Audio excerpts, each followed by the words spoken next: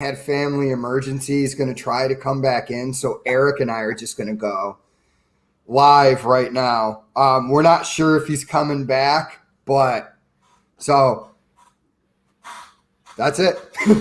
That's the news. Yeah, that's it. Yeah, he's got some personal issues. So for those of you who don't know me, for those regulars in the live stream, maybe you remember me from a few months ago, but I have my own channel, pretty similar to these guys here. The goal of the channel is to keep you guys out of the truck stop, make sure you don't end up buying Eric. stocks that will put you in bad places. Eric, Similar to these guys here, the goal of the channel is something's repeating. Can you hear it? Make sure you don't end up. Or is that me? Eric. Eric. Something's repeating. Can you hear it? Or is that me? Eric. Something's repeating. Can you? Okay, there we go. That's my bad. I had something open. Okay. Yeah, sorry about the technical difficulties. We are ready to go. Okay. So what have you been doing, dude? All right. Yeah, I think that was my fault. No, it was actually my fault. Oh, yeah. Okay. Yeah. All right. Yeah. Basically, like I was saying, so like my channel is, so I'm from Canada. I focus a lot on Canadian stocks. So those Americans out there probably don't know a lot of the companies I talk about. I know you guys, like you and Chris, comment on my channel a few times, like, what company are you talking about this time, man? But yeah, I think eventually I'm going to start talking about like more notable companies. And, I created the channel earlier this year after the whole GameStop thing. And if you go to like the first video on my channel, it's actually me like just taking a live screen recording of GameStop when it was like, going insane at like $300 a share. I don't know what it's at now. But my point was, to go back to that video years later when it inevitably crashes and be like, wow, can you believe that actually happened? And that was something that, people were making money off of. But yeah, I mean, it's a lot of like in-depth type stuff. Pretty similar to what these guys do, wouldn't you say? Yeah, I mean, it's the same. You do the same thing. We just do it in a little bit different ways, but everybody has their own way of doing it. They know. I just got sick of watching people like, LaFufu and Ryan Scribner and those guys. And I'm like, you're telling people to buy stocks, but I mean, do you have any? I still watch those guys and I go, how is it that after 5 years of giving financial advice on stocks, you are still utterly clueless on how to read the fundamentals of a company? I cannot wrap my head around it because it's this easy. If you spent an afternoon on the Boglehead forums, you would pretty much know everything that you need to know on how to figure out the intrinsic value of a stock. Yeah. And so I watched recently, Jeremy did these videos on 3 stocks I'm buying now. Mm-hmm. Right? I looked at the stocks and I'm looking at Smile Direct Club and I'm going to myself, how do you not know that this company is hot garbage? And then I think, okay, he's playing the hype thing. But then I'm like, okay, this dude is really not that good with his money. And he somehow thinks he's going to be a billionaire one day. So if you thought that, and you thought you were going to make a lot of money shilling stocks, why would you shill Smile Direct Club in Planet 13?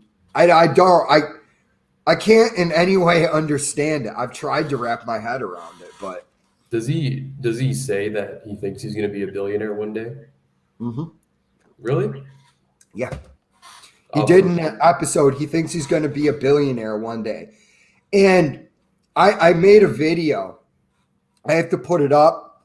But I sat there looking at him talking about these stocks, fumbling around. And my thought in my head is, this is exactly what it would be if I was explaining how a bridge works to a chimpanzee.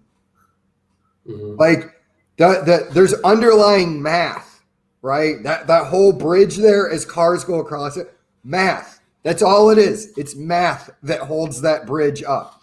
Like these stocks, the only reason in the long run a stock does anything is math. It's just simple math. That's it. It's really easy to understand. I mean, I didn't even realize till I looked into Planet 13. Their cash flow, their levered cash flow is negative 70 million.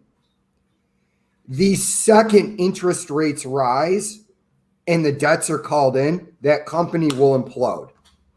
Yeah, it's a zombie company. There's a lot of companies right now that exist because of low interest rates, and that's something I've been like kind of trying to learn a bit more because we've been in such a low interest rate environment for so long that if you're just looking at traditional valuation metrics for companies and you're concluding that everything is overvalued, then there's probably a problem with that because most of the time, like most of the equities that you see on like the US stock market, Canadian stock market, they're going to be about fairly valued. Like not everything is always going to be overvalued. Not everything's always going to be undervalued. But because we've always been in such a low interest rate environment for such a long period of time, like all these valuations by traditional metrics just keep going up and up and up. And, people are starved for yields. They need to find it some way. And there's no way you can get it with bonds. So then people start moving into more safe investments, like companies like moats, like a big one in Canada is like the railroads or basically any telecom stock, because those companies are basically oligopolies. Like they're like basically instituted by the government because there's so much regulation in those industries that any competitor that wants to like enter that market is just, they're not going to be able to, because you need so much money to be able to start a company like that. So that's something I'm trying to get people to like understand is like, yes, companies like by and large by traditional valuation metrics are all overvalued. And there's a lot of garbage out there. There's a lot of Smile Direct Club. I mean, I haven't looked into that company, but based on what you've told me about it, it's probably similar to Tattoo Chef and all the other crap ones. Dude, I had to calculate I had to figure out its intrinsic value by just going with its book value per share. It's the only thing you can do when you have these negative cash flows. I mean, there might be a way I could probably learn it if somebody knew how to do it. And if I sat around and I played with the math enough, I could probably figure out when a company would turn positive and then discount those cash flows back. But at a certain point, I also factor in there's 10,000 stocks in the world. I am looking for 5 to 7 bangers for my portfolio. Why would I waste my time doing that math? But you're right, though. I mean, because we're in such a weird environment, if you go back and you look at if you were using like a pretty standard metric, the Peter Lynch ratio, PEG ratio. Yeah. If you go back to like the 2000 teens, like early, there's a lot of companies when you would have went and looked at their PEG ratio, they were trading below 1. Now, I look around, Microsoft's PEG ratio, 3.3. Oh, the industry standard, though, is 2.98. And I'm like, yeah, but you can eat a dick with that because the PEG ratio has worked forever, that if you just buy below its PEG ratio and add a margin of safety in, you've got a banger on your hands. But like I look at anything that's a good company, Apple. This is how dramatically overvalued the market is. I did my intrinsic value on Apple. I've forgotten what it came out to be, but a guy said on there, he said, imagine believing that you could get Apple at 11 or 12 price to earnings ratio. You could. And I just said to him, I go, okay, then I don't get Apple. I don't have to own Apple in my portfolio.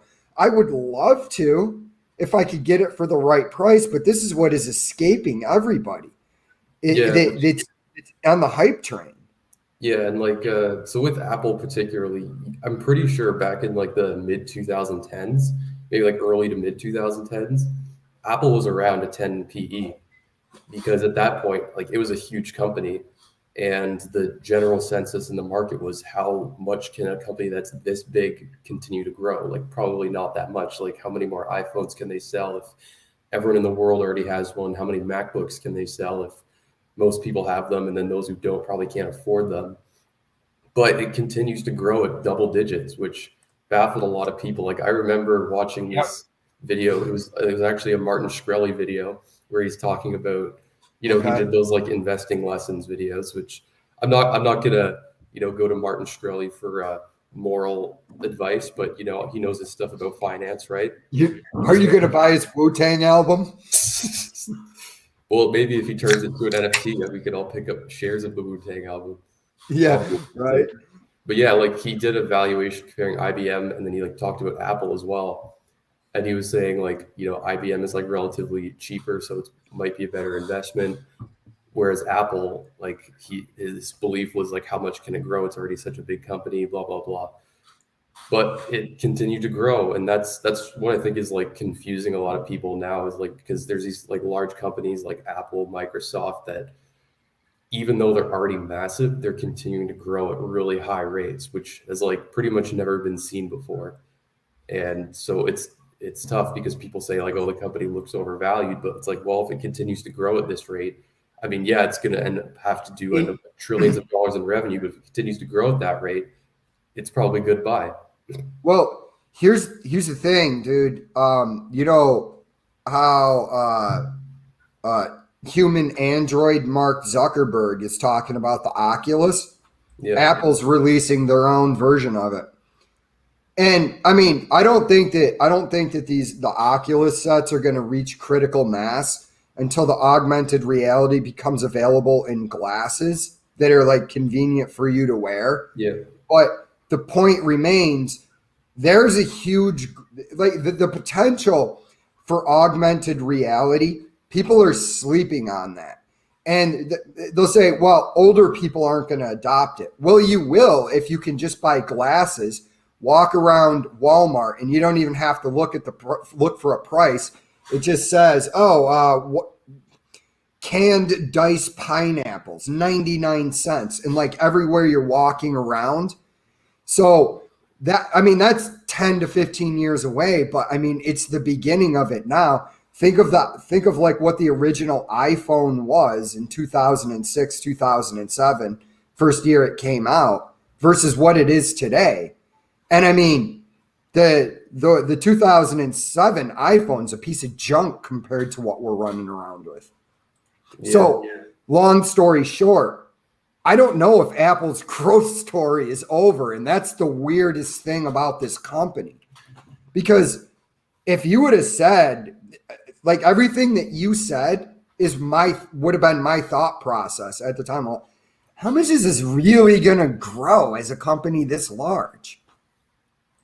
Yeah, I mean, it depends on a lot of things. And just looking at them like now, I mean, like 2020 fiscal year net income was 57 billion, and then 2021 fiscal year was 94 billion. So almost, I mean, that's net income. It can fluctuate depending on a lot of things. But I mean, if you were to tell someone in 2014, 2013 that Apple would be at this size, probably wouldn't have believed you. Oh yeah, I agree with you there, dude. But there's also a lot of froth in the market everywhere. Like I cannot get Amazon above $800 to $1,100 with reasonable expectations of growth. Yeah. And so, I mean, and in some cases, the scenarios I run, it's a $700 company, $700 per share company. So, as much as like as weird as the market is right now, it's like with Apple still might justify its price to earnings ratio right now, even though traditionally I wouldn't go with a PE ratio in the 30s. But you look at Amazon and there you go. I look at Amazon's numbers. I don't in any way understand why anybody would buy that stock at this price. I don't understand what you're looking at. Yeah. Well, I think a lot with Amazon has to do with AWS, because like they don't make a lot from like because when you think of Amazon, you think of like online retailing, right? Like The average person, they think of Amazon, they don't think of AWS, which is where they make most of their real money. And cloud computing is a growing business, so that's probably what most people are seeing in it. But yeah, I mean, that's another thing I try to get people to understand on my channel is like, a company that earns $10 billion in cash flow in the year 2030, that cash flow is not worth that much today, depending on what you discount it at, right? Like, which depends on what you want as a return. If you want 15% return, then a $10 billion cash flow is going to be worth what, like less than half of that, probably like a It's third. probably worth less than half. Yeah. So, I anyway, mean, Chris is back. Strongman Personal Finance has come back, and the star is returned. You guys keep talking. I'm just listening. So, what are we talking about? YOLOing into Apple? Is that the whole purpose of this? No, we were just. Hang on, you guys talk. I'm going to figure out how much that cash flow is worth because now my curiosity is piqued. Yeah, if I had to guess, it's probably like. If I had to guess, it's like 475. You're talking about what, $10 billion 10 years from now? Yeah. Yeah, it's the present value of $1 for 10 periods. I know. Do it faster. Yeah. Hey, Chris, you should show everyone how to remake the Everything Money stock analyzer tool on this stream right now.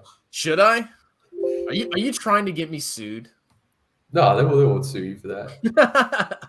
No, so honestly, I'm screwed. I have to make a whole new thing because freaking Morningstar, I used to be able to download an Excel sheet.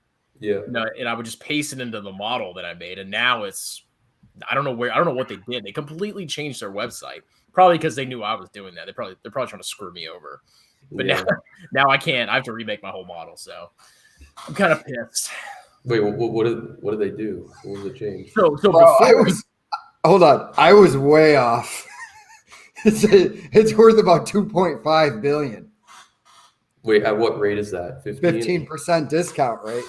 They're 75% lower. Yeah, dude. That was funny, ladies and gentlemen. I'm actually shocked at that. I like that, but yeah, okay. You guys go. Sorry, I just needed to let you guys know.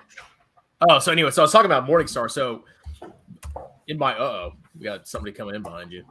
So you're about to get murdered.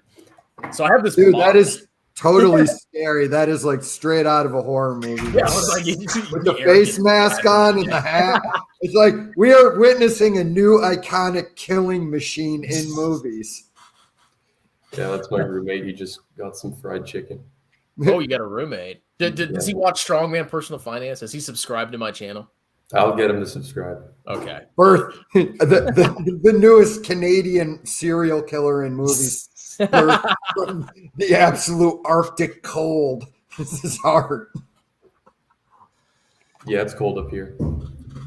Yeah, I don't know. I mean, you need to move to like Florida. We all need to move to Florida.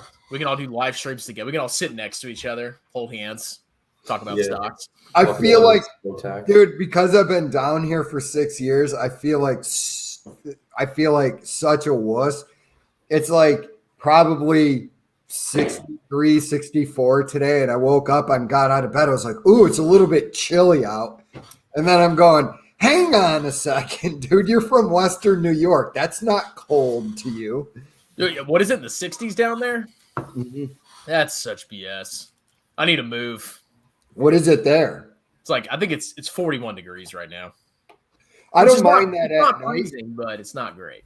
I don't mind that at night because that's great sleeping weather. But yeah, I sleep well when I think about you. When you think about what? When I think about you. No, I thought you were gonna say when you think about Jeremy and meet Kevin.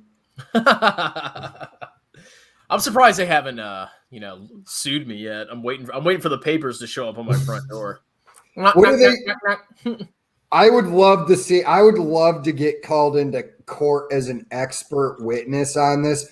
I'd be like, and you missed it when I said earlier about Jeremy, like watching his videos where he's talking about stocks is the equivalent of watching a human explain to a chimpanzee that a bridge only stays up because of math.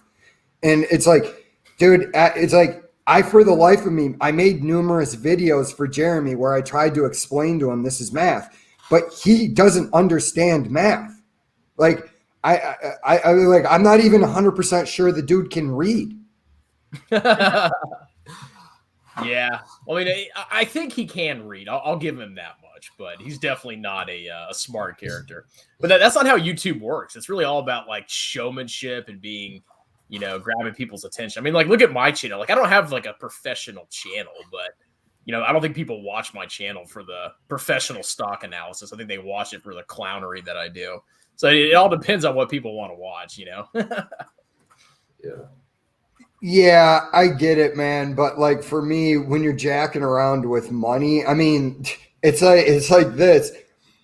It's like, look, man, you could follow that dude's advice and buy Planet 13, but that just means that's an extra few years you have to work after that thing crashes. Have you looked at Planet 13, Eric? I'll look right now. Let's see. Well, I just told him that their levered cash flow is like negative to the point of $70 million. Yeah, I was going to do a horizontal and vertical analysis of it, but I was having a hard time finding the XBRL sheets on SEC. Maybe I shouldn't look hard enough. Oh, But I extensible definitely business reporting language. Huh? Extensible business reporting language, XBRL. There is it XBRL or X? I always forget what it is. XBRL, yeah. Yeah, you can just down. It's like everything comes out in Excel. It's freaking awesome. I actually had a job interview at a company. How do you do that? Yeah. Yeah, you literally just go and like on the SEC website, it gives you an option to download. It gives you like you can do a PDF, blah blah blah, and one of the options is Excel, and I think they call it XBRL, and that's just how you take it. And if you look at my video that I just made for Roblox, I was using the download from the SEC website. So what are you going to do for your model? Do you have any new and exciting ways to calculate intrinsic value I don't know about? Me or Eric? Either one of you, man. I'm always looking for another one. You already have a model, don't you? Like yours is actually like super like superior to mine. you have a very nice model that you made. Who? Eric. Yeah, Eric's is yours too, Jay. Yours is. Well, mine contains a lot of information. It's just more ghetto. Like I didn't do any of the niceties to it, and I probably won't. But yeah. Yeah, I mean, mine was a rip-off Everything Money, but I know, Eric, you kind of made like your own complete model, and you actually gave it out to your fans, didn't you? Yeah. I leave it in the description of the videos, and the next video that I'm gonna do is gonna be like a longer one where I actually want to go through like how to calculate like levered and unlevered cash flows and like the methodologies behind doing it. So it's gonna be like a much longer video. I'm actually interested in that. Email me. I try to watch your videos, man, but between coming home from work and doing my own, I'm exhausted. I try to watch Chris's, I try to watch yours, and sometimes I watch them and I don't comment, but like I get home from work. Huh? Do you at least like the video, Jay? I like the videos, and then but it's just like sometimes, man, I'm just too tired and I watch one of your videos and I'm like, I have nothing smart ass to say right now. I just need to go to bed.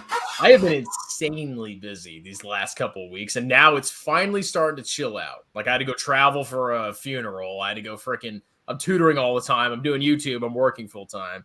Now a lot of that's dying off, thankfully, so I can finally like sit back and watch more people. But I totally understand, and if you're busy, you just do not have time to watch a freaking 30-minute video.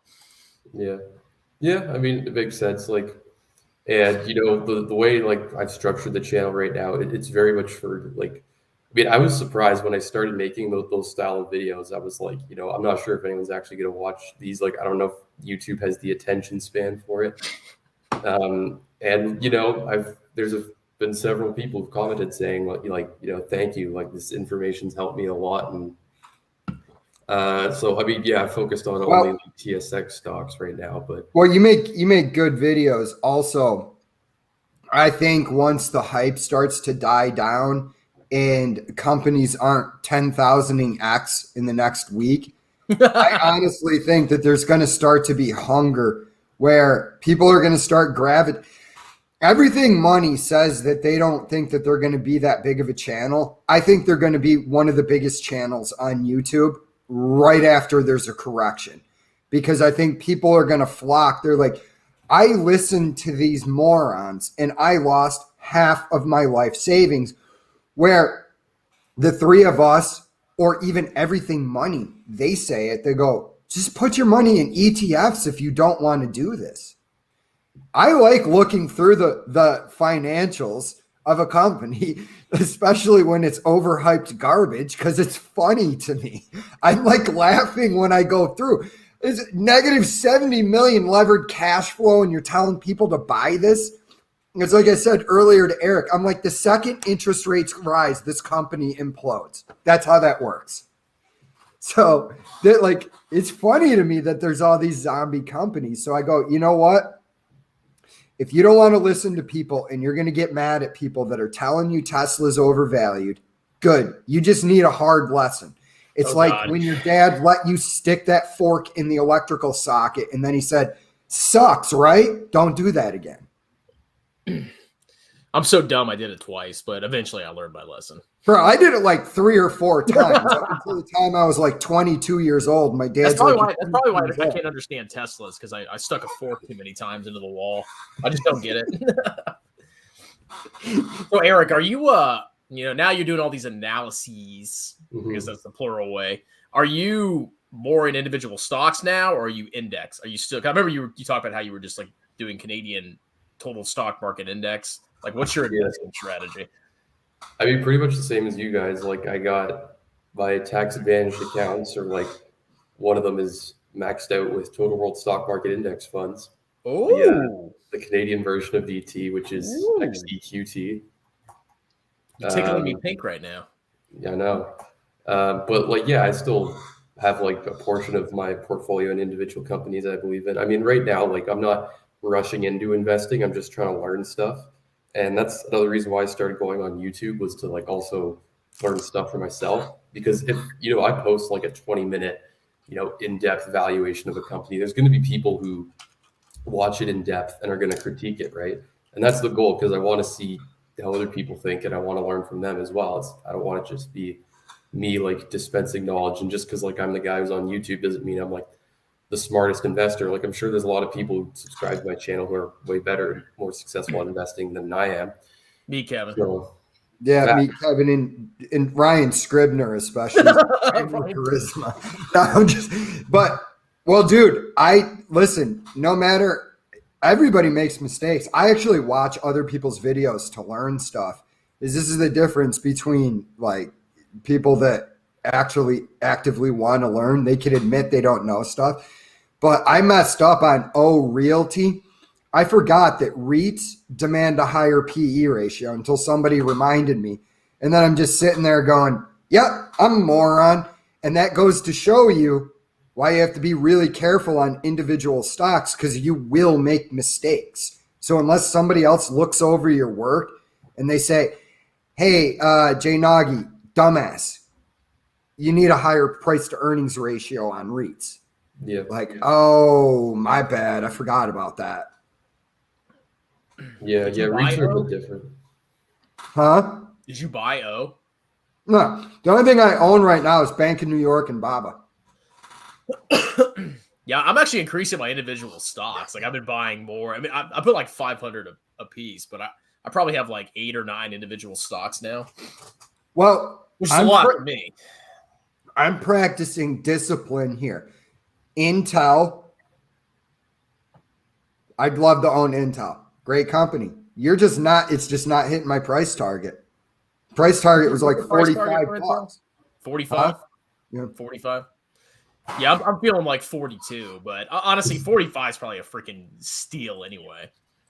But that's what I'm doing. I'm just like, when my model comes up with a number, my model came up with Alibaba is a buy under $193. Like I said before we went live, it's a little bit more conservative than everything money. But if somebody runs some numbers and they were like, nah, you could buy it to 225, or no, you want to stay at one, you want to buy it under 170, I'm open to it. But I'm going to, after the new year, because I'm not buying any stocks till I max my Roth. Yeah. But after that, if Bob is still at under 193, I'm still a buyer. Well, what's keeping Baba down? Like, why does it keep? I mean, I haven't been following it that much, but all I know is like negative content on YouTube. It's just negative sentiment. Yeah. Okay. So for a while, the CCP, because they wanted Baba to grow, said you don't have to pay a lot of taxes. Okay. So eventually the CCP, much like the United States does similar things to this, they came back and they said, hey, remember how we didn't have you pay taxes at this rate for a while? Well, now you owe X in chunks. And it wasn't really much. It was like 25 billion over like 5 or 7 years, something like that. So people got spooked on that. Then the CCP started cracking down, and everybody's bailing on Baba.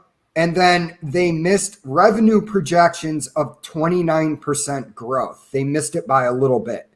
And everybody just bailed on them. And I'm sitting here going, this is a case of as irrationally overvalued a company can become, it can also become as irrationally undervalued. And that's where we are. Tesla. It's like every time there's good news that comes out, even if it doesn't really change the fundamentals, Tesla goes up. Every time there's any kind of negative news with Baba, it keeps sending it down and down and down. Well, I say to people, I go, on the low end of the scenario, it's highly likely that Baba grows by 12 to 15% over the course of the decade. Okay, for that kind of growth, you're looking at a price to earnings ratio of 18 right now. So to me, I just look at it and I go, I can't be certain what's going to happen in the future, but this looks like a banger to me. I mean, 193 is a 12.5% return in my model. I mean, flat out, if it was an American company, it would be, or like anything other than China, it would be way, way higher in share price. It's just because it's a Chinese company and they're worried about trade wars and delisting or actual wars. I mean, there's just so much. There's so many reasons why that stock is down. But, you know, in my opinion, if you take the long, the long vision and you look 10, 15, 20 years out, I think it's a freaking steal. But you don't have to buy it. You don't have to buy it. I honestly think if there's no war between the U.S. and China, which happens a lot of times when there's an emerging superpower, hopefully that doesn't ever happen. If that doesn't happen, I see Baba as one of the largest companies in the world. I see it spread through Europe. I see it Americans using it. So I see it as a global company. And you know, I don't in any way think it's unreasonable in 10 years from now for Baba to be a 2.5 to a $3 trillion company. And if you look at where it is now, I mean, I think when I ran the numbers, 2.5 trillion is like an $800 share price in 2031. I didn't account for dilution, but yeah. I mean, I feel like part of it though is people saw what happened with other Chinese companies, like those like education companies that literally just ceased to exist overnight. So people realize the power that the Chinese Communist Party has, where if they just suddenly decide that they don't like a company, they can just make it vanish. So people are afraid that could happen with Alibaba. It's not going to happen with Alibaba. Probably not. You know what I mean? And I say that only because Alibaba is key to their vision of the world. Their vision of the world is Chinese companies dominating the world. You've got your biggest, most important player. I mean, you have JD, which, by the way, I have price target somewhere in the low 70s or high 60s. But I mean, you just look at it like them, Tencent, the Chinese government is looking at them going, okay, we want these to be the face of the CCP in the world. Whereas the education companies, they were small, inconsequential companies. Yeah. they're just kind of making an example of, some of the companies to kind of, reassert their power and dominance. But yeah, I think it's really very unlikely that Baba is going to be annihilated by the Chinese government. It's too big, it's too powerful, it's too influential. It does too much good for their country. But like I said, you don't have to buy Tax it. revenue alone. That's a cash cow for them in taxes. Yeah.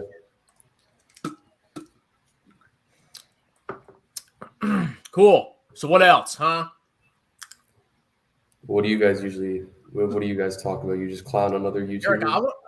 so we normally just clown on YouTubers. I want to hear more about you, Eric. Yeah. We want to know what you've been doing. You disappeared, man. Tell us about your private. You taking international assassin contracts and stuff? Oh, when did you take a dump last? No, I can't disclose that information. Yeah. We're working for Putin, dropping polonium in people's drinks. Man, that sounds like an interesting gig, but no, I've just been working as an accountant at a bank, so it's not that exciting. Oh, you finally started working full time? Yeah. Well, yeah, I was working full time before. It was just kind of like a short term contract, and then I took some time off because I was like writing the CPA exam, which I'm actually getting my results for that Friday. So, but I won't be a CPA if I pass. I still have to work for like 2 years and get my hours and everything. 2 years? Jesus Christ. Yeah, it's only 1 year here in America.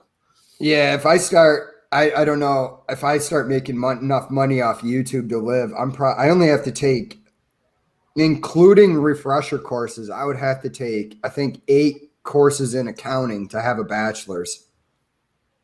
So I probably do that during the day and make videos and do stand-up at night.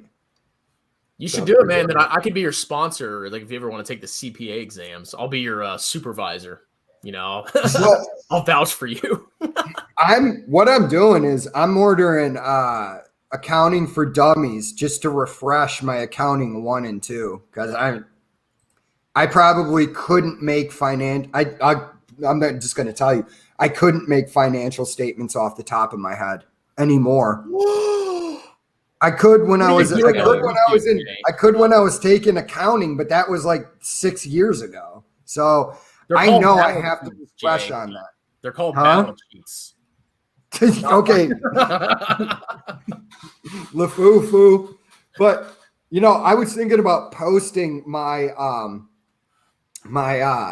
finance final project, which is where you have to go through and make all of the financial statements, projections on cost of goods sold, all of that, just to show people like even if you're going the finance realm and that's what you want to do, I still think accounting is a better choice for you.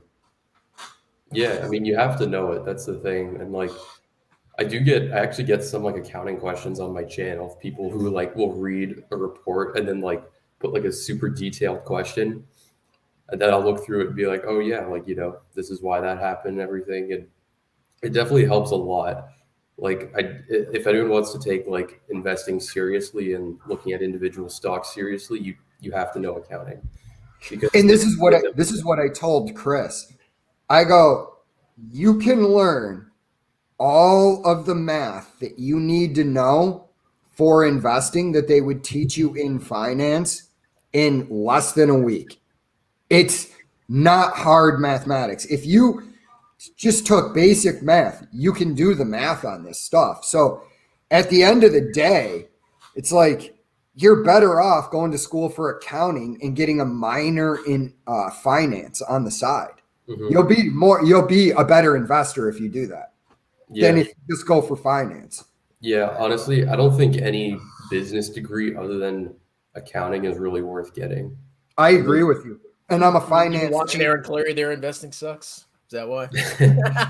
I know who he is. I don't watch him, but like I know who he is, and I know I know what his whole like shtick is. I'm gonna make an addendum to that though.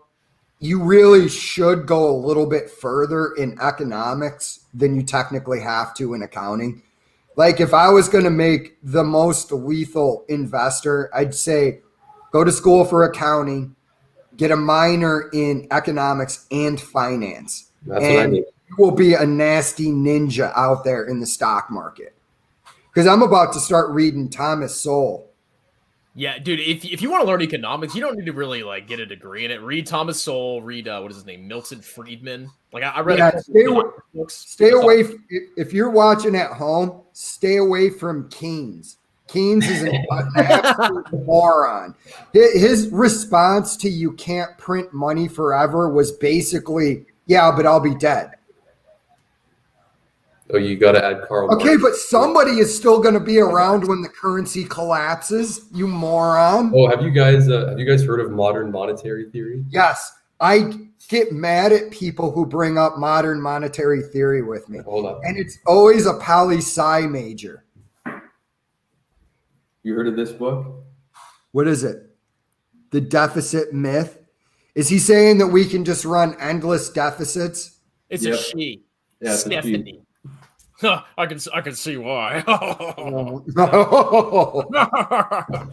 Yeah. Well, did you like? This is what I would ask her if she said that to me. I go, not a student of history, huh? I'd be like, go back and look at every empire towards the end of its run. They all start debasing the currency. That's why you buy Bitcoin, man. Yeah. Oh yeah. If Bitcoin would have been around, the Romans would still rule the world.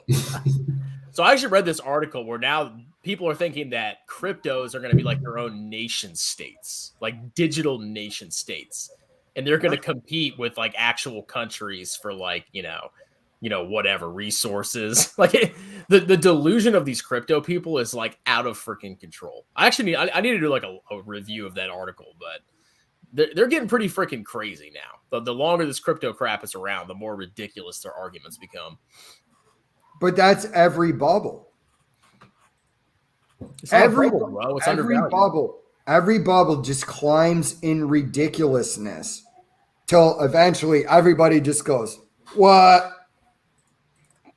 And that's the crypto market.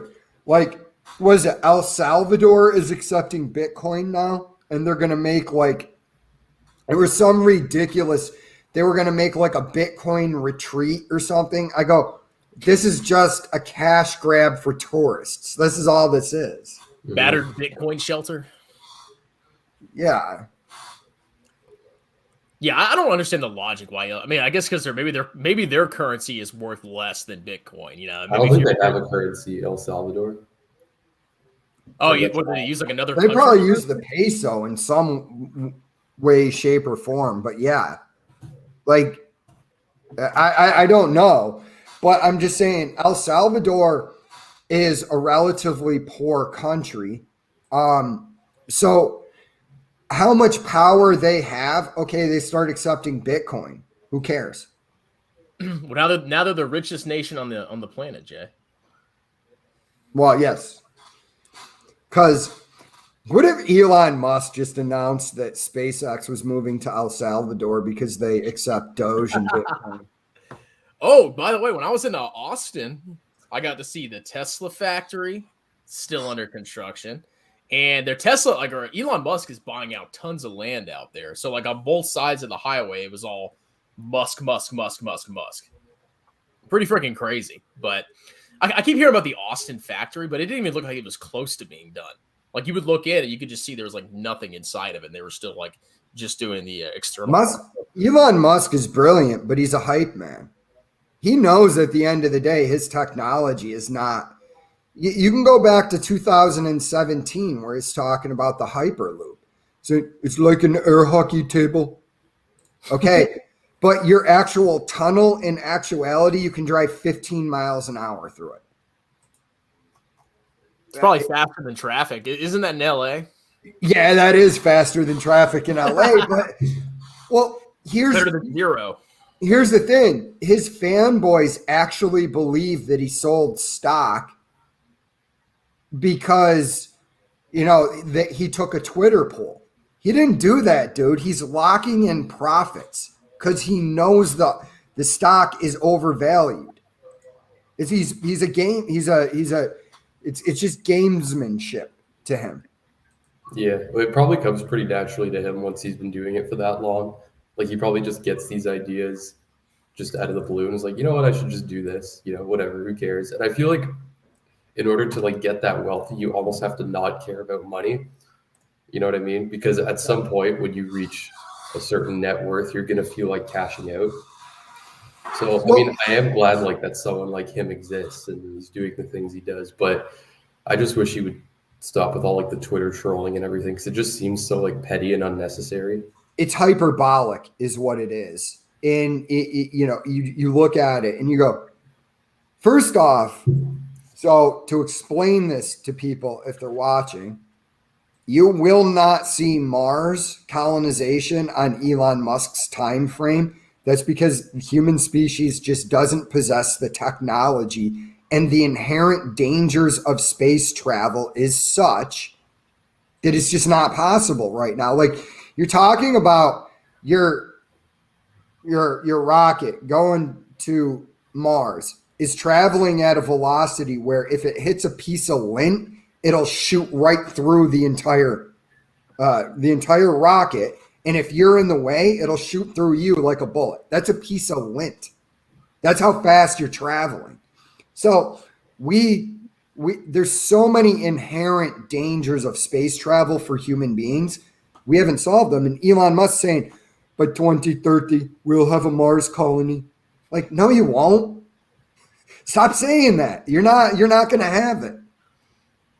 Like never, Jay. He might surprise. I mean, look what he did with Tesla. You never know. I also think the problem with Elon Musk is that people are attracted to a leader that has all the answers. And he provides that as the techno king. Oh, no, I have all the answers. Like, but you don't. Yeah, his cult, like, they think he's going to, like, solve everything, every problem in the world he's going to solve. He's going to, get rid of governments, and, there's going to be a new government that's optimized, and everything's going to be perfect and efficient. Like, it's pretty crazy what these people think, but. Well, people look at Elon Musk, and they think he's Iron Man from the Marvel comics. They think he's that smart. He was in Iron Man. Huh? He was in the movies, man. No, I know he was. He was an Iron Man. Did he have like a cameo, or did he actually have a role? No, he just had a cameo. But hey guys, I'm Elon Musk. Hey. But people think that a human being like that has a broad knowledge of genius. Most genius is in very narrow fields. So they think he's a comic book hero, but it's like, look, if you had Elon Musk talk to a physicist, for the most part, they're going to go, I mean, he's an intelligent dude that gets some of it right, but a lot of it. The solar roof. Okay, it's just not, the solar roof is not going to work where you live in Canada. Yeah, let's get snowed on, man. It's there's snow and it gets dark at Is it snowing up there right now? Yeah, it's snowing here, and it gets dark. Like when I finish work, like usually like 5:36, and like it's pitch black outside. Like I don't see daylight throughout the week. That's why Canadians are so tough, dude. That's why they all end up in the NHL, because they can endure that weather. It's like, it's like it's a warm spring day. Like, what's the temperature out? 15 degrees, but we use Canadian Celsius. So I don't know I don't remember how to use the mathematical formula. Yeah, I don't know either. But like as I kind of like get older and I see like other parts of the world, I'm like, man, like, do I really need to live in Canada my whole life? Probably not. So that's something I'm kind of looking into. And where are you thinking about going?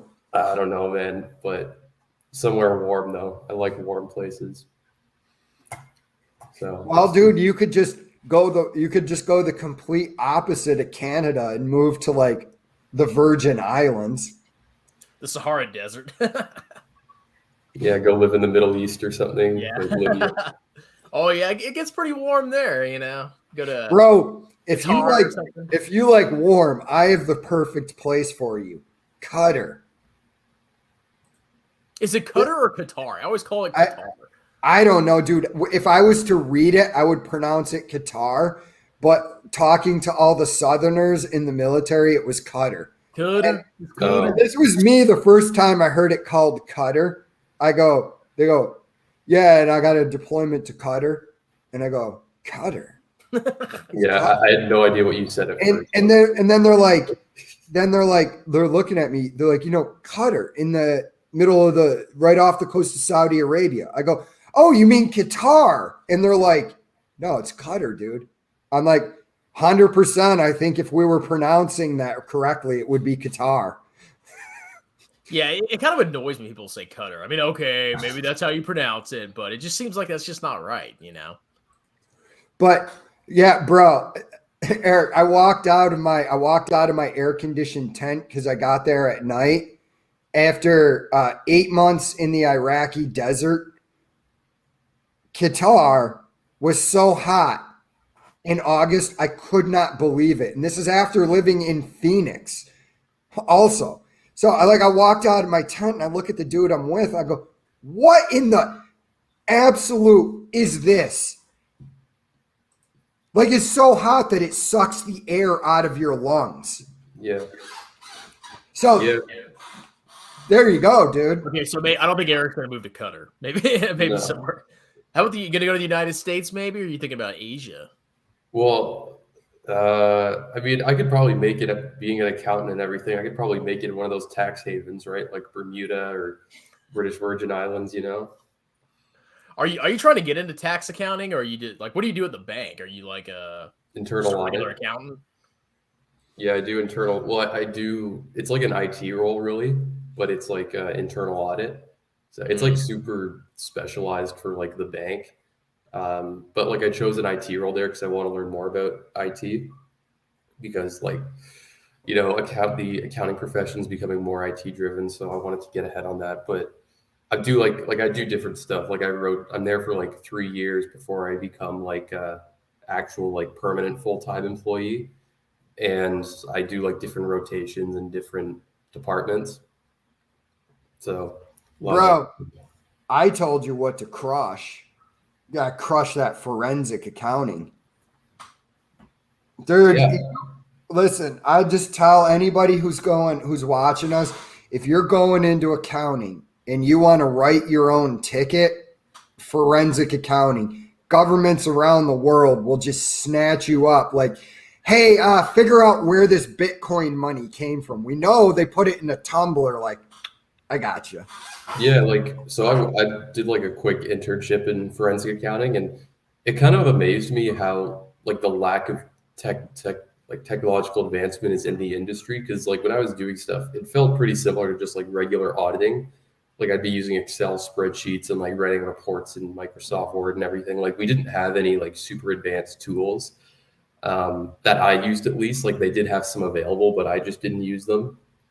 And I mean, it's an interesting profession because like if you know a lot about it and you've been working in it for like 10 years, and like you can make some serious money. But the thing is, it's really hard to break into as a young person. Like when I was on the forensic accounting team, like everyone, and when I say everyone, I mean like literally everyone I worked with came from Big Four accounting. Like they did auditing there for like pretty much from there like 23 to like 27 or something, working 80 hours a week, making $40K a year. And then they moved into that. And that's in Canadian. You have it's the dollar, like, or what is your currency up there? Yeah, the Canadian dollar. Yeah, so but it's not like worth less than the US dollar, so they're getting like $30K a year or something like that. Well, yeah, but like stuff's also cheaper as well. Like we buy our stuff in Canadian dollars, obviously, right? Like how much does like a typical like grocery store trip cost for you guys? I know that depends on like what you buy, but if I go bare bones, Jay buys a bunch of soy. Soy is pretty cheap, so I don't know. It's kind of hard to compare. Yeah, I like to crush that testosterone down so that I can see the world in a more progressive way. But for me, it's about $1.20 because I get steaks. Oh, okay. Yeah, I feel like 150, 200, but that's for me, wife, and baby. So okay, yeah. I mean, like that's probably pretty similar to like what Canadians pay. But yeah, like if you took like your salary and then tried to like go buy stuff in the US, then it's gonna be really expensive. Well, Here's a funny statistic that I was trying to incorporate it into comedy. I don't know if I'm going to be able to do it, but the American poor are comparable to the middle class in a lot of other countries, and people still keep complaining about this place. I talked to a dude from the Republic of Georgia last week at an open mic, and he goes, I don't understand Americans, man. He's like, I came here from the Republic of Georgia. You're poor and homeless are fat because they're well fed and they have cell phones, and they talk about how much this place sucks. He goes, I come from the Republic of Georgia, and there were nights I didn't eat food when I went to bed. Mm-hmm. Yeah, I mean, I'm pretty sure if you make at least like 40K a year in salary, you're in the top 1% of income earners on a worldwide scale. This is the way I look at it. If you were born in a Western European country and you grew up in a middle class family, or Japan or Australia, if you grew up in a middle class family, you won the genetic lottery. Yeah, it's true. Yeah. Congratulations, everybody. Yeah, it's just ridiculous. Like, and I mean, as far as the dollar goes, though, don't worry, we won't be able to afford to buy groceries in Canada after this Green New Deal thing goes through, because they'll just print so much money that the American dollar will become worthless. That's why you got to buy crypto, bro. That'll preserve your purchasing power. Yeah, I'm looking at it here. It looks like the USD actually lost some value to the Canadian dollar. What's the exchange rate? It's like 128 right now, like USD to Canadian. What is it to the euro? I think it's usually like 1.7 or so, like Canadian to the euro, you mean? No, the American dollar to the euro. 88 euro cents. It's worth 88 cents on the euro dollar. Mm-hmm. Yeah, so it looks like the dollar's weakened against the euro over the ever since like December 2020, the dollar's been kind of like weakening against the euro. I mean, here's the thing, though. A weaker U.S. dollar is not necessarily a bad thing, because then it makes our goods more affordable if we still exported goods, which we don't. Yeah, I ascribe to the Vladimir Putin opinion of the American economy, which is, what do we do here? We sell houses and drill oil, and that's about it. We used to make stuff in this country. Yeah. Yeah, I mean, manufacturing, I know in America has dropped off a bit in the last few years. Well, the last like decades, really. I mean, it'll probably reverse over the next couple of decades, because as these like poor nations become wealthier, it's probably going to be a lot more affordable to make our own crap here in the United States. It's like these long cycles that go back and forth. This place is cheaper, then it gets wealthier, then everybody goes back to the other place. Well, China ultimately wouldn't be able to compete with us if they had similar rules that we operate by, which means, i.e., no slave labor. It wouldn't be cheaper to ship unfinished goods over to China to have them finished and then shipped back without that fact. So, yeah. I mean, it's like when people say, well, the American, or it's for the Canadian economy either, like or England, wherever. It's just a simple fact that a lot of these countries are basically operating with slave labor. So, I have options. I don't have to be a sewer cleaner or go work in a sweatshop. So it's like the money isn't attractive to me or you guys. It's true. Cool. Yeah, I think generally like these Western countries move more towards like service-oriented jobs rather than just, manufacturing. China's going to eventually start moving towards service-oriented jobs, and I think they're already beginning the process a lot of time, like right now. Mhm. They're going to manufacture for a while because they do have the Uyghurs that they can use, but eventually they'll financialize their economy too. And then all of that, all those factories, they'll move to India, which is already starting to happen in a lot of cases. Or Africa, right? Or Africa. Yeah. You know, So so pretty soon we're going to run out of people to do any work. And then we can have like a Wall-E type scenario where nobody does anything. well, I mean, it wouldn't surprise me if we entered into that at a certain point where machines do everything and human beings are. I mean, look at how fat and lazy most Americans are, anyways. I don't care about crapping on my countrymen. I walk into Dunkin' Donuts to get a large black iced coffee, and I'll watch some 400-pound gelatinous mass argue over how much he's paying for donuts because of the current inflation. And I'm just sitting there, and I'm like, is that a true story, Jay? Was Yes. a fat person complaining about their donut prices? Yes. And I'm sitting there going, you don't get to eat donuts because you're fat. I get to eat donuts because I go to the gym. Yeah, I kind of stay away from Dunkin' Donuts. Everybody seems to love Dunkin' Donuts. I think it's a freaking ripoff. Like, they have these breakfasts, and everybody's like, oh, that's such an amazing breakfast. You go in there, you get this little weak taco or whatever breakfast thing, and it's like $5. It's like, what is this? You know? Bro, I just get coffee in there. That's all I go there for. I'm like, yo, let me get a large black iced coffee. They know me, and then I leave. Because honestly, and truth be told, I eat such little sugar that when I do eat it now, I'm knocked out after. Like, if I ate a whole donut, I got to take a nap. Wouldn't that like energize you instead of knocking you out? No, it's the carbs. If you're not used to the carbs like that, it crushes you. Mm. Oh yeah, because don't you like exclusively eat steak or something like that? Yeah, pretty much 90% of my diet is steak and salad. Oh, so you're like basically Joe Rogan then.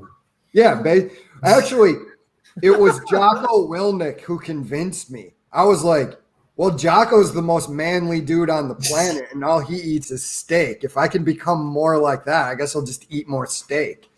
You need to send us your recipe. Because like you keep talking about how like don't you like season it with jalapenos or something? Like that sounds freaking amazing to me. I want to try it. Dude, A1, jalapenos, and habaneros. And then just let it sit in whatever container. And see, here's the trick.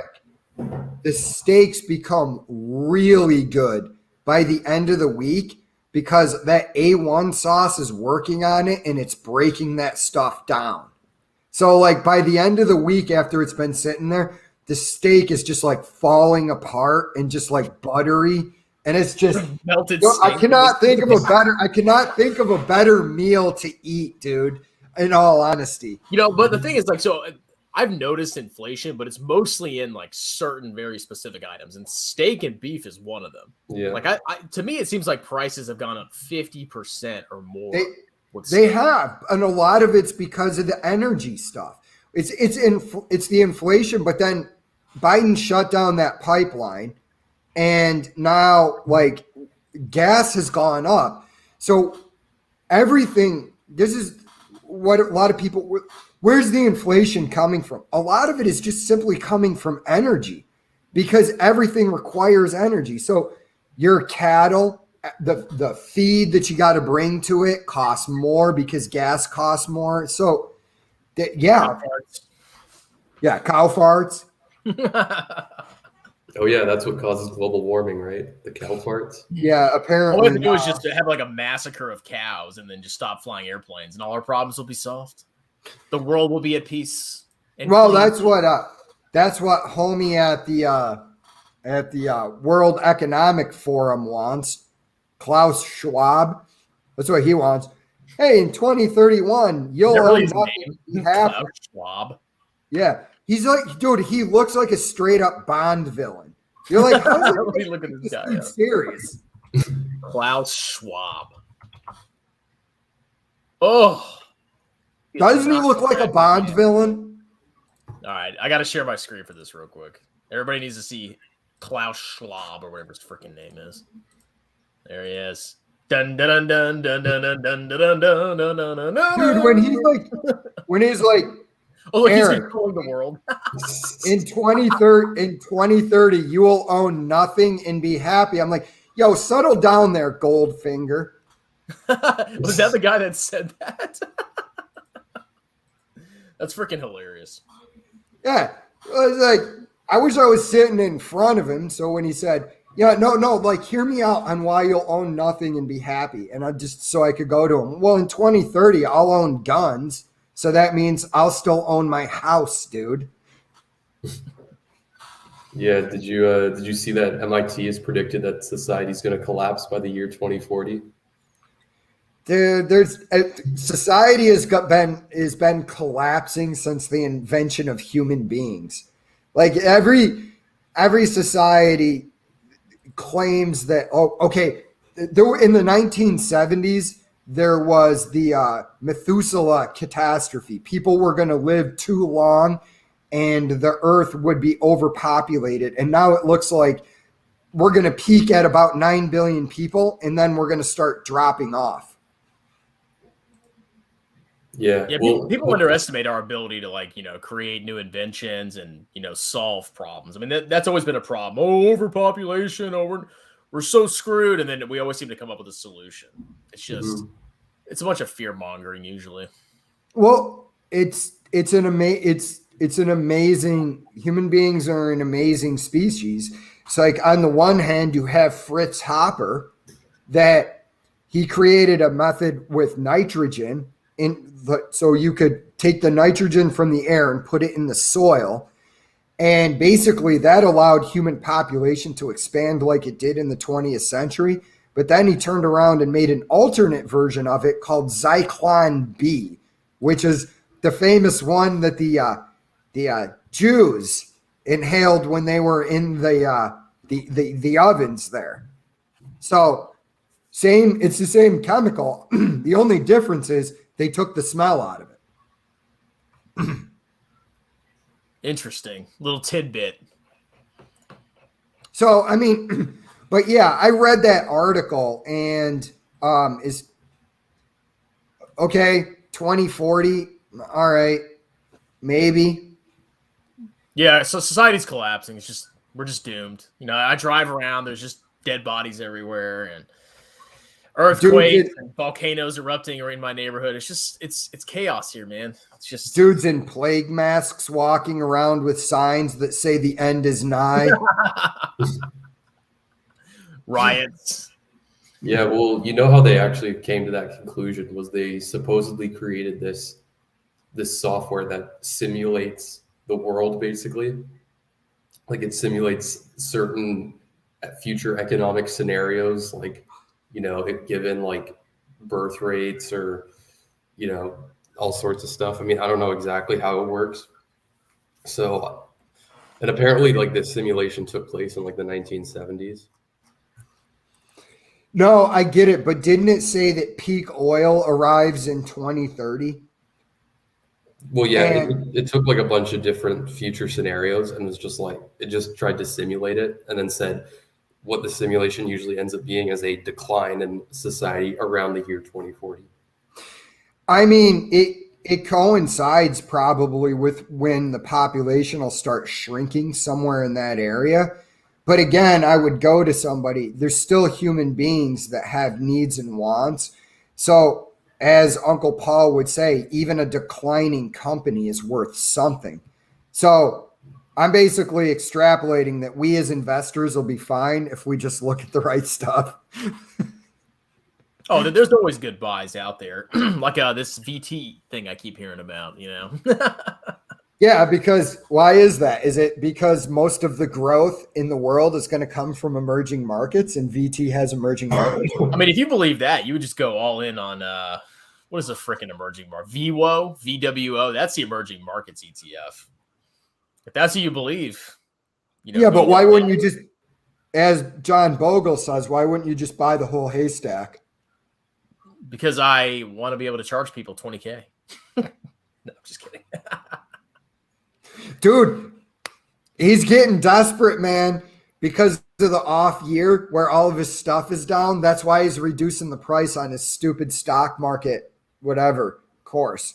Yeah, and then I'm he has getting texts from his fan, or not his fans. It's like salesmen and emails. Like they're really pushing hard to get sales. So I don't know. Maybe I'll schedule another meeting with him and see how that goes. Dude, you should and record it like I did. He didn't sue me for it. maybe he's building his lawsuit right now. You know, Chris put a clown nose on my head. Well, dude, him and Kevin know that we exist, more so you, because they started doing the skit thing in the beginning. They've never done Jeremy has never tried to be funny. And then you started clowning on him hard. And I went hard in the paint on him a few times. Now he's doing this little thing where he sits there. Oh, let me pretend like I'm talking to Elon Musk. Like, dude, get out of here. You're not funny. All right, do you guys think I'm being too hard on these guys, or do you think I should go harder? Honest opinion, and even the audience, let me know. Should I go harder, stay the same, or reduce the pressure? Dude, I'm going to start going harder in the paint on everybody that is just a hype YouTuber, because I think their demise is nigh, and I think it comes at the end of 2022. The Fed is going to raise interest rates faster than people think. Well, Chris, what does going harder look like? I mean, you're already doing like a video a day, right? So what does going harder look like? I mean, I don't know, just meaner insults, you know, more videos. I don't know. I could get meaner if I really wanted to, but that's what I'm saying. I don't know. Am I going too far now? Am I on the right track? Is it too little? Well, how does it feel? How does it feel to you? I don't know. Some days it's like, okay, that's not bad. And some days it's like, holy crap, these guys are, you know, probably going to be hating or wanting to end their lives. Do you ever rewatch your videos? Huh? Do you rewatch your videos and just think like, maybe that was a bit harsh? I'll tell you where he went too far. He went too far when he included Savannah Smiles. He included Grimm's girlfriend. And I was like, bro, she's a civilian. Leave her out of it. Yeah, I don't talk about anybody's kids or wives but yeah, like Savannah Smiles with that Dogecoin thing. I had to make a video. That thumbnail, I was like, I have to talk about this. And then of course she saw the video and commented, and she was all basically upset. And I was like, oh my god, I can't deal with this drama. So I just freaking deleted the video. Wait, really? Yeah, dude. Saw the video and she said this thing, and I was disgusting and dehumanizing, and I was like, oh god, I don't want to deal with this girl drama. So I just freaking deleted the video. How do they always end up seeing the videos though? It's like right after you release it as well. I don't know. It's crazy. It's like they're searching for their names, obviously, because they want to see criticism. Otherwise, like, how would they find me? You know, I'm not that big of a channel. Bro, you do realize, okay, I was going to look at Scribner so I could pick on him about Beyond Meat, because you did it long enough ago. I'm like, okay, it's been a month. I can do it now. In his top videos for Beyond Meat, you're number 2 on there. It's like Ryan Scribner, and then and I'm sitting there cackling maniacally late at night while I'm trying to do this video when I pull that up. Yeah, it's pretty hilarious, like what stuff pops up and what stuff doesn't. You know, like YouTube it just seems like it's so random. You know, sometimes you'll do a video and you don't get any freaking views, and then you'll do another one and you'll get thousands and thousands of views. Yeah, it makes no sense, man. Like, I remember when you made that video on the Tech Leads Million token, and then I remember like watching it, and then like looking at it a day later, and it's seeing like I mean, for your channel at the time, it was a ton of views, and I'm like, oh god, Chris, what have you got yourself into? Yeah, I had like 11,000. Like, I was like, holy crap! And then the Dogecoin millionaire, I did like a short video, and I got like 8,000 views. And then some videos, I'm like, this is gonna be an awesome video, and I get like 200. You know, it's really weird. Yeah. Well, that's the thing. It's like I look at like my videos. It's like, figuring out the intrinsic value of X, 12 views. Oh, let me go make fun of this YouTuber. 1,000 views. Like, come on, guys. Yeah, Although it's the Eric's, best you seem to have cracked the code, man. Like you get a decent amount of views. Like you'll cover just a stock I've never heard of, and you'll get like hundreds or even 1,000 views. Like what's your secret? Is it the tags? Yeah, I mean, well, I think because YouTube looks for like a certain amount of things. Like it looks through click-through rate, so like the percentage of people that see your thumbnail that actually click on the video, and then like how long you retain the viewer. So like the percentage of the video they watch, and then like how long it is. So if you have someone who watches like 100% of like an hour-long video, YouTube's gonna push that a lot more, which is why you tend to see like these longer videos where if you watch like 5 minutes of like a 1 hour video, YouTube's going to keep like shoving that video in your face for like the next week or two, trying to get you to watch the whole thing, because it's all about like keeping you on the platform, right? That's what it's about. So I think because my videos tend to be longer, like they're usually 20, 25, sometimes even 30 minutes. And like the people who have subscribed to my channel are there because like for those specific videos, right? Like it's a super niche group of people who like follow the Canadian stock market and want like more in-depth looks at specific companies on the Canadian stock market. So those people are going to watch the entire video. So I think like YouTube, I guess how the algorithm works is it knows like who that audience is on the platform and then shows them my videos. Maybe you should stick to Canadian stocks till you get really big then. Well, I mean, that's kind of what I'm thinking. Because you got your... Yeah, like I want to experiment, like just make like one video on like a US, like not Tesla or anything, or Palantir or anything like that, but like a more notable one, you know? And then just see what happens, like see if like it get like the same of, you know? Bro, do Amazon, because I'm curious where your numbers come out. Yeah, I could do Amazon. That'd be an interesting one. Yeah, like I want to focus more on like more notable companies eventually. You know, talk about more important stuff. I also want to talk about like, I mean, right now I'm just trying to learn more about like, you know, basically everything. But I want to branch out into more like types of content. Like the videos I'm making now, I'm not just going to keep making those like for the rest of eternity, because eventually like people are going to get bored of like the same type of video. You can be doing clown videos like me wearing Jeremy hats and screaming. Yeah, I'll probably end up doing that. So yeah, I don't think I will. Horrible comedy.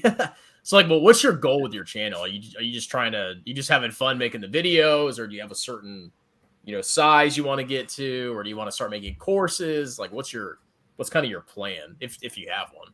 Yeah, I mean, I don't really have a plan right now. Like I literally started the channel like just out of the blue, right? Like I literally just, you know, decided to make one day, and I initially budgeted like 2 years.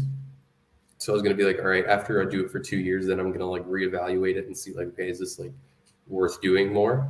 You know, so like depending on like how much money I'm making from it, how much time I'm putting in, whether I still enjoy it and all that stuff. So I think like once 2 years passes, I'll look at it. But for now, I'm just going to keep making videos and see what happens. Yeah, man. I mean, the thing is, though, even on that, if you look at like, we go back to clown shows. Meat Spin Kevin's been doing this for like 8 years, and Lufufu's been doing it for like 6. A lot of these guys have been on there for a long time. So if I was you, the amount of money that you could make, I'd go more than 2 years, dude. Because I think by the time you hit 3 years, I think your channel's going to be huge. I think you'll have at least 50K by the time you hit 3 years. Yeah, I mean, it's like a crazy number. Like even you grow exponentially. Yeah, like even that's why I started it initially, right? Because it's scale, like once you can monetize, it's scalable income, and like you got to do a lot of like work for free at first, but it grows over time, right? Because I mean, generally channels will grow, right? And like I want to learn more technical skills, like, you know, how to actually edit properly and like, you know, make better thumbnails as well, because I kind of just like throw crap together. I really want, what I'm going to start doing too is I found a spot where I can do a half hour on Saturday night stand up if I want to.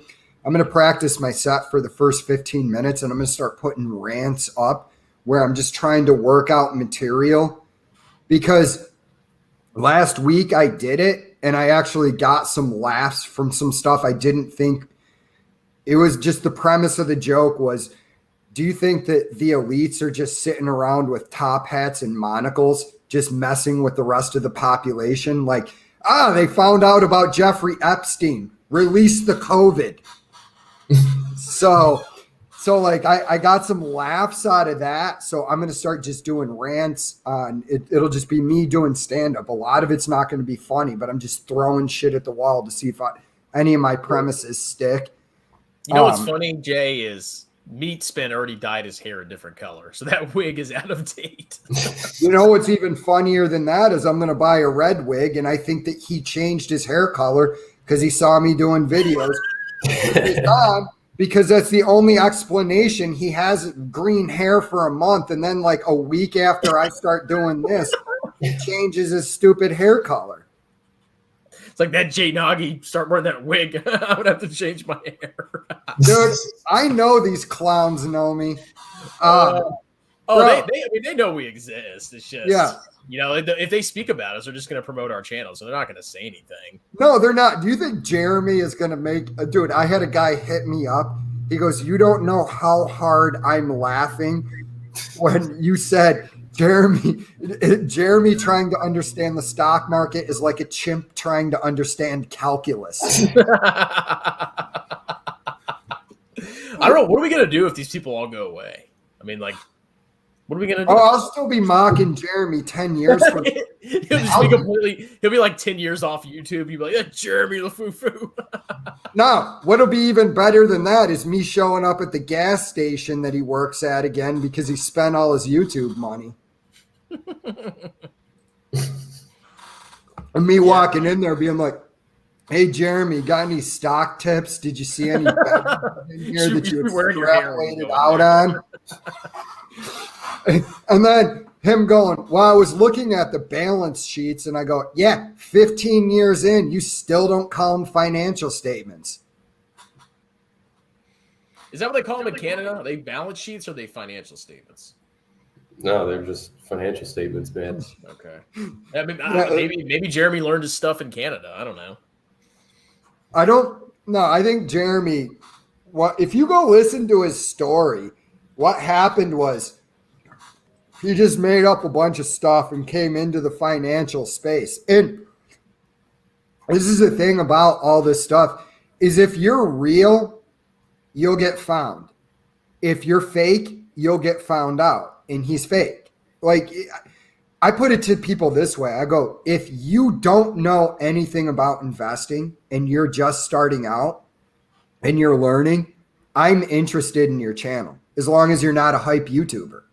Like, I don't care. You could have you could be a 50-year-old janitor who just said, I want to start getting in investing. I've been on the Boglehead forums and this is what I've learned. Okay, cool. But when you're just fake, I'm the next Warren Buffett.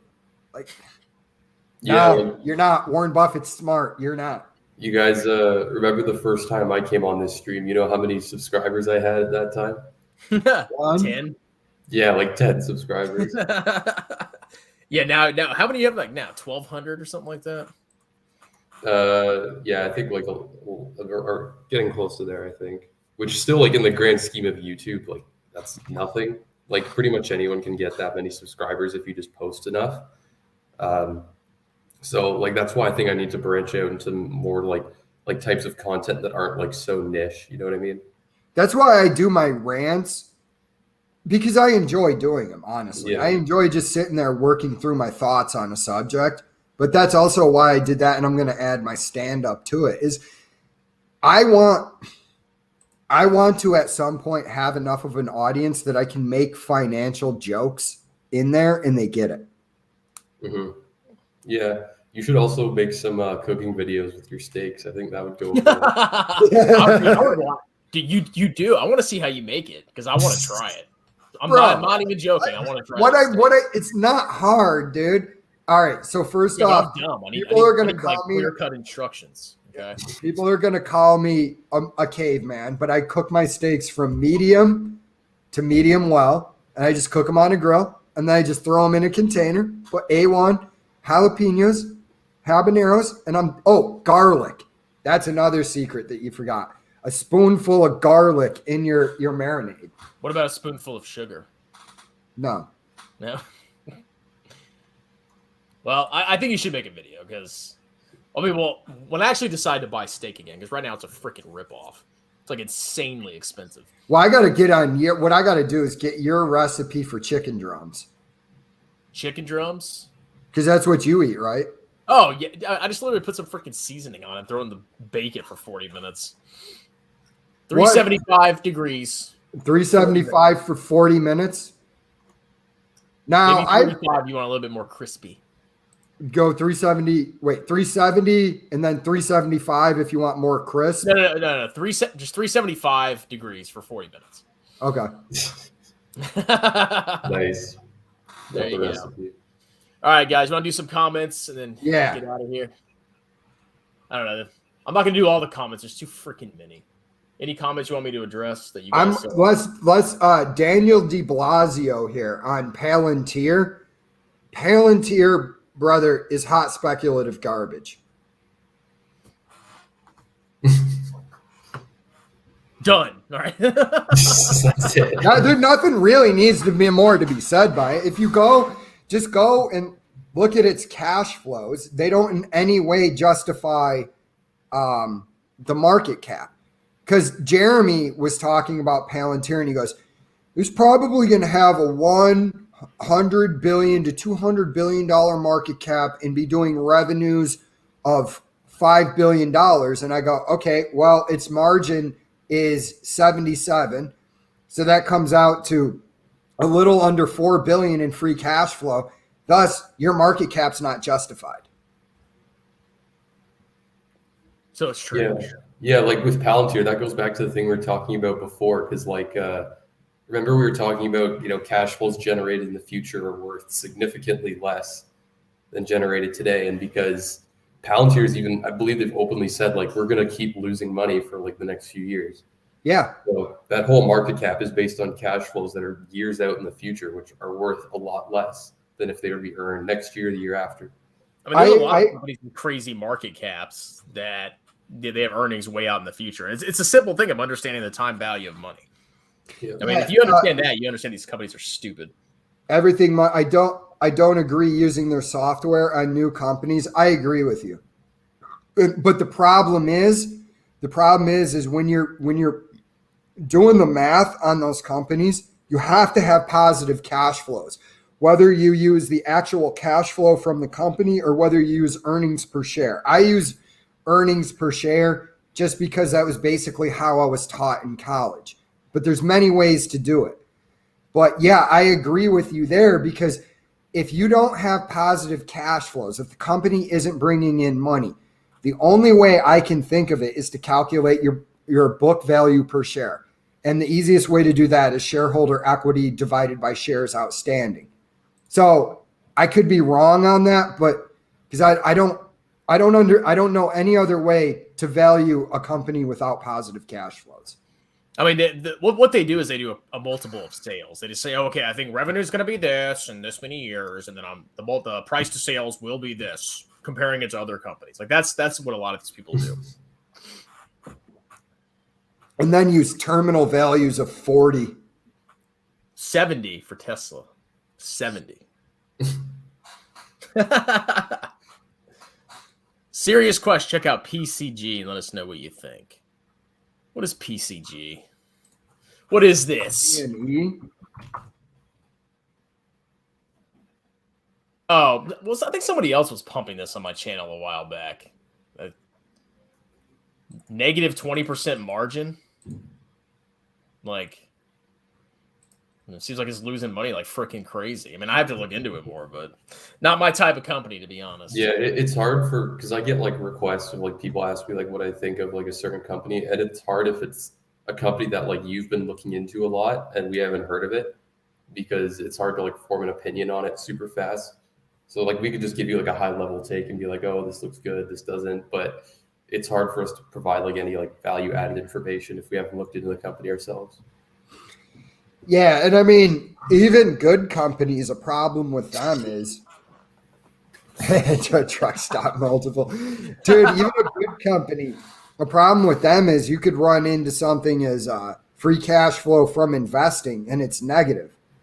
Well, I don't know why that is. That could be a good thing in the case of Amazon because I know they're buying planes and vehicles, or it could be a bad thing. I don't know. Then I got to go read the 10K and figure out why. And generally, there's so many stocks in the world that I just put criteria.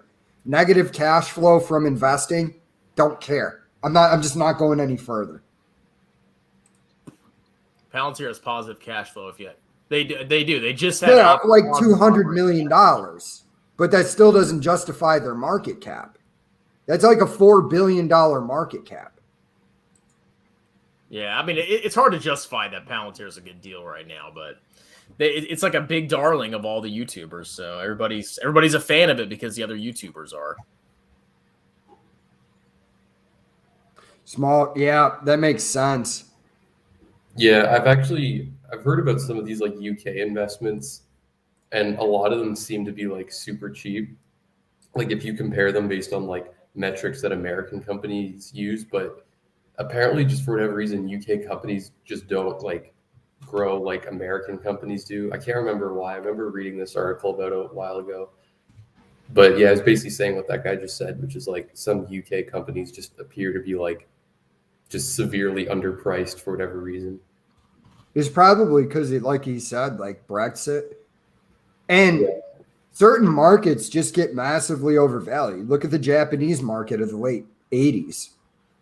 Still hasn't recovered 30 years later. I mean, I think the funny thing is, back in the day, I bet you if Lafoof and all these clowns existed back in the day, they'd be like, dude, Japanese stocks, man, they're the future. They're going to 10x from here. They would be freaking doing that with the Japanese bubble, you know? I think it's the same thing going on here. Yeah, I mean, that was horrible. Like, I remember looking at that and like the Nikkei index or whatever it's called, right? Like, it hasn't even recovered from like the 1980s. Yeah, you would have. I mean, if you had been all in at the peak, you would have been freaking annihilated. You would have still been down decades later, which is even worse when you factor in inflation. Yeah, and imagine a Japanese retiree, man. That happens the crash happens right after they go to retire. All those savings, and it's, you know, any way you look at it, whether you wanted to do the 4% rule or whether you wanted to just live off the dividends, you're kind of boned at that point. Yeah, that's why people, they always like, they're like, why are you buying VT? I mean, America's done so well. Just buy VTI, bro. I never understood that logic of only putting your company or your money in one freaking country. Because if that country gets annihilated, you're screwed. That's why really own the entire freaking world, even if it underperforms for the next couple of years.